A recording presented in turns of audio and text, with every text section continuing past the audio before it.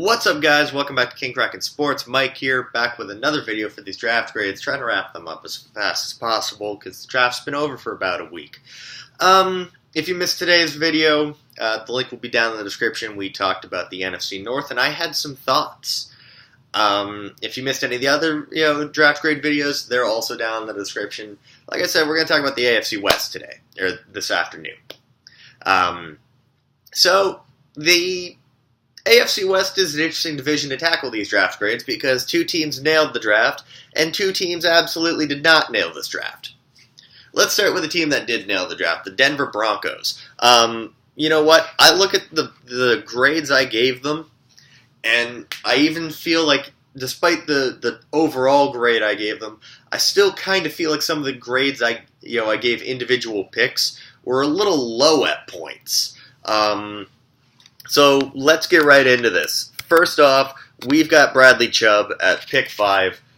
This is an A+. He was the best defensive player in the class.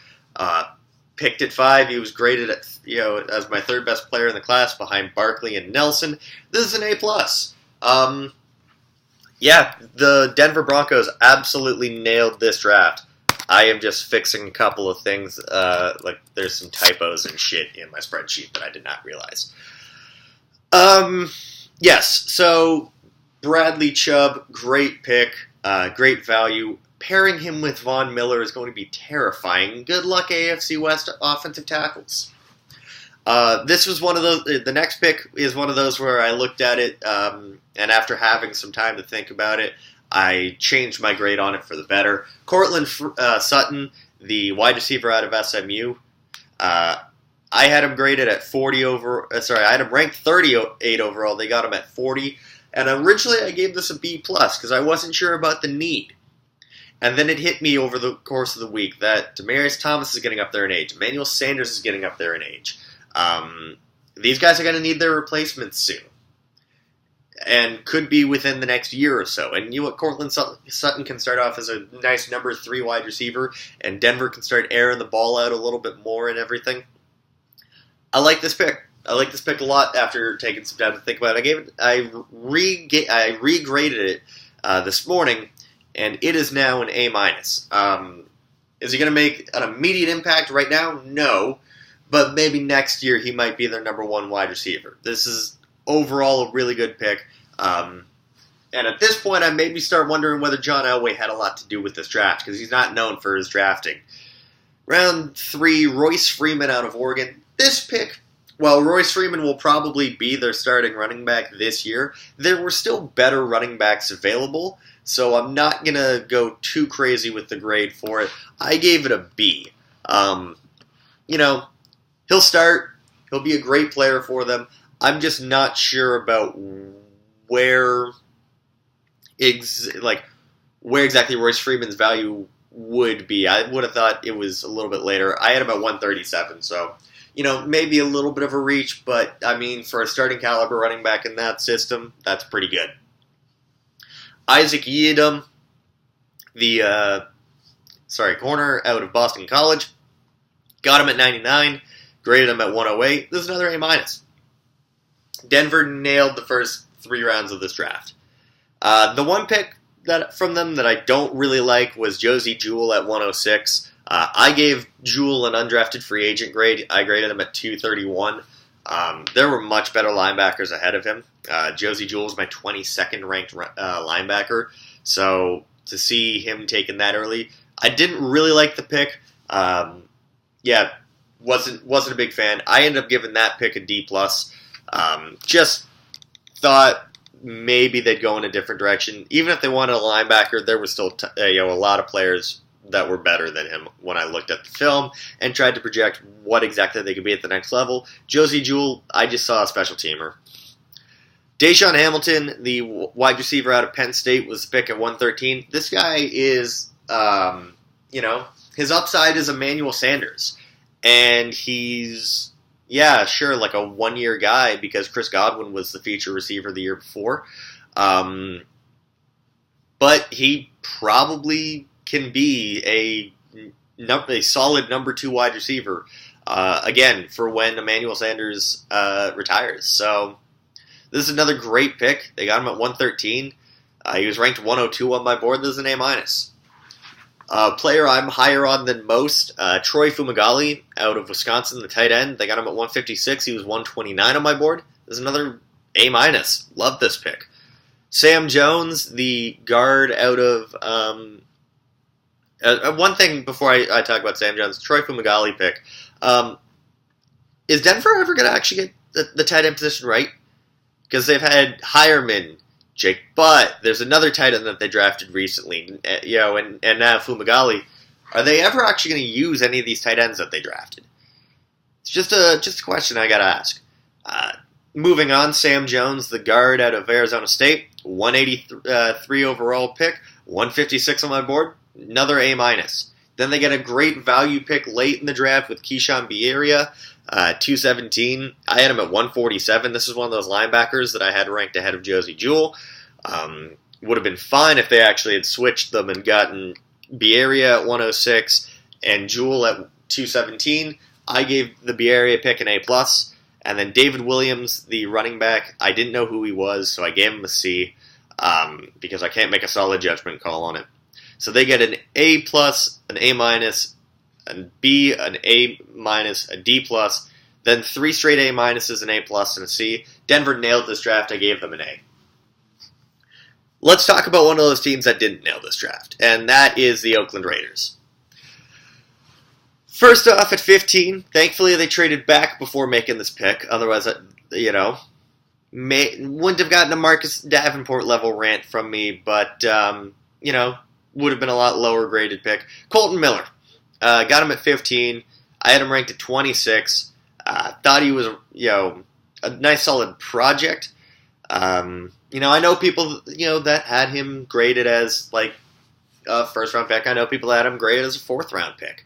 Don't necessarily hate the pick. I'm just not exactly a great fan of it. Gave it a B, because, Connor Williams is still available. I mean, I feel like, I mentioned this in the NFC South video earlier, I feel like in every video I've had to name drop Connor Williams at least about 7 times. Solid pick, but, turns out that would be about as good as it got. P.J. Hall, the defensive tackle out of Sam Houston State, at 57. I didn't know who he was. I had tried to watch some tape on him before the draft, and you know what? I ended up clicking on one of his on one of the videos of his tape, and then it hit me that the draft is in 4 days, and I just want this draft to get over with. So I never ended up finishing my eval on PJ Hall. But Matt Miller had him as a 5th-round grade. Connor Williams from Bleacher Report said that he was calling some NFL teams. Where do you have P.J. Hall being drafted? And they all said 5th, 6th round. They got him in round 2. This is not a good pick. So it would have been, if I had known, it might have actually been a lower grade. So maybe Oakland actually lucked out with this. Then, clown show, in Oakland. They trade up to 65, and there are still some good players available. But you get a guy that a lot of people, myself included, see as a late day 3 guy. You get Brandon Parker, the offensive tackle out of North Carolina A&T, who is the exact same player as Colton Miller, but just not as good at football. Colton Miller is 6'8", 300 pounds with good movement skills. Brandon Parker is 6'8", 300 pounds with decent movement skills. Miller is also functionally strong. Brandon Parker is not. I had him graded at 167 overall, which means that this is a very bad reach. You traded up to get him too. Not sure why. Wouldn't have been taken by anyone in that round. This is a D+. This is a really bad pick. Then we go from bad pick to very risky picks. At 87, we get a Arden Key, someone who on talent alone is easily a 1st or 2nd round pick. Going into the season, a lot of people had Arden Key as their top edge rusher. I did not. But let me break down why the Arden Key pick is very risky. 1, there's a lot of questioning about his commitment to football. 2, there's a lot of off-field stuff. Not in terms of like domestic violence, sexual assault, anything like that. But there's a lot of pot. There's a lot of of marijuana history with him as well. I have no problem if you smoke pot, but if your propensity to smoke pot could cost you your NFL career because you can't, as Stephen A. Smith would say, stay off the weed, then there's an issue there. Also, I've never seen someone go from 225 pounds to 285 pounds to 265 pounds to 245 pounds by the time the combine came. And Arden Key in interviews seems to think that was a good thing. That is not a good thing. You should not be able to balloon your weight that much. That's not good for you. That's not good for your team. It's dangerous. It's very, very risky. I gave it a B. He was 47 on my board, but there's just a lot of things that can make this pick very risky. Next up, Nick Nelson, the corner out of Wisconsin. I loved Nick Nelson. He got hurt at his pro day, I believe, or a private workout. I can't remember which one. They got him at 110. He was 77 on my board. I didn't actually drop him after the injury. I gave it a B+. He's likely going to miss most of the season with a torn pectoral, shoulder, something like that. It's not like it's a knee injury. We're not looking at a Sidney Jones type situation, but we're talking about someone that's going to miss quite a bit of the season. But this is their first really good pick because long-term, Nick Nelson should be fine. Then we get into a very touchy area. Maurice Hurst at 140. Maurice Hurst is... I dropped him down my board a little bit, just a little bit, after the combine because he couldn't compete due to a heart issue. And then I heard he was cleared from Michigan's Pro Day, and I bumped him more or less back up to where he was before. And then I find out after the draft that, and I haven't updated his grades since I heard this, but the heart condition is every bit as bad as the NFL Combine said it was. The guys from Bleacher Report said that teams around the league after the draft, so there's no smoke screens, anything like that. They're not trying to push him down the board or anything. But one person told Matt Miller that it's irresponsible if Oakland lets him play. It's not good for his health. It's dangerous. It's reckless. I love Maurice Hurst. He was one of my favorite players to watch in this class. But NFL teams around the league are saying there's no way that Maurice Hurst is going to get cleared to play in an NFL game. So, on value, in terms of where he was ranked on my board and where he got picked, this would have been an A+. Then I factored in, I had it listed as just injury, or medical, and I graded it as an A. But now, after the draft info has come out and hearing all of this, I don't know what to give this trip. I don't know what to give this pick, because if it's truly that bad, and the Raiders picked a player where his heart condition is bad to the point where it's dangerous to his long-term health if they clear him and try to make him play, this looks very bad on the Oakland Raiders. This looks very bad on the NFL. I don't know what to say, guys. I only heard about the quote from the other NFL teams the other day, and I've been working since, so I haven't had a chance to actually regrade this. What do you guys think? Because I don't think an NFL team is trying to smokescreen the media at this point when the draft's been over for a week by saying that an NFL team will never clear him. They have nothing left to hold back at this point. Teams are very open about their board and why players fell. I don't know what to give this pick anymore. And it sucks for Maurice Hurst. He's a great player. Seems like an all-around great dude from interviews I've seen with him. But I either hope that the heart condition is maybe better than we thought, or that Oakland doesn't clear him, because I don't want anything to happen to him that fucks him long term. Moving on, Johnny Townsend, the punter out of Florida. You, as Team John Gruden, and as an individual, and as a Chucky doll, released Marquette King. And I'd still like to know why. But obviously you didn't have one on roster. Now, I don't watch special teamers, but I assume that if you draft a special teamer, it's a need. So I gave it an A. Azim Victor, the linebacker out of Washington.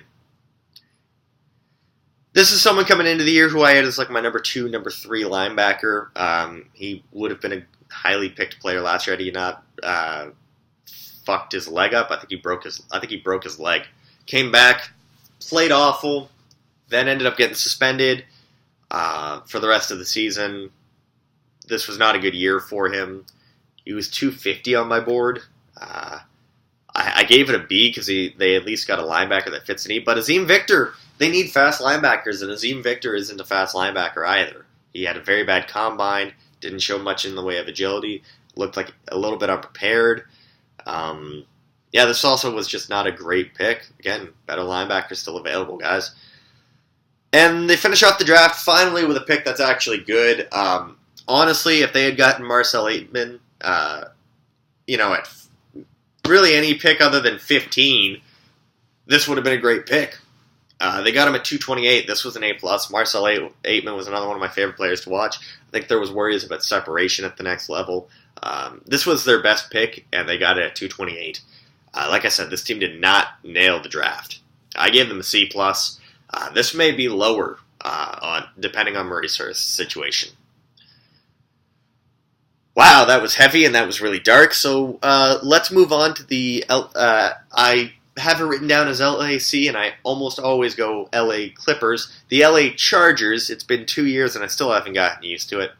17, Derwin James falls into their hands, and no one understands how. He was my 11th ranked player. This is an A+ easily. At 48, Uchenna Nwosu out of USC. Not sure whether he's going to be a stack linebacker at the next level, given the fact that the Chargers are playing a 4-3, or whether he's going to be an outside pass rusher. Great player. Really great at just deflecting passes. He led the NCAA in it, I believe, last year. Great player. Had him at 55. This is pretty good value. I gave it an A. Justin Jones in round 3, the defensive tackle out of NC State. He was 116 on my board, but they needed some rotational guys in the middle. This is a great fit for that scheme. They got him at 84, 116 on my board. Gave it a B+. Kaiser White, the safety / now I guess linebacker based off of his athleticism, out of West Virginia. They got him at 119. He was 67th on my board. This is an A. Scott Quessenberry, who I think possibly maybe has a better career than his college teammate in Colton Miller. They got him at 155. I had him ranked at 149. This is yet another A. Dylan Cantrell, the wide receiver out of Texas Tech. I didn't know who he was. Well, I knew who he was. I just hadn't watched him. Didn't know he was in the class. So this is another C because, again, can't make a great judgment call on it. And then they finished their draft, 251. Justin Jackson, the running back out of Northwestern, who I really liked. I had him at 155 on my board. This is an A. This is a great rotational running back to throw behind Melvin Gordon and some of the other guys that they have there. I love their draft class. I gave it an A-. This was really, really solid. Actually, you know what? No, I'm going to change it right now. I'm giving them an A.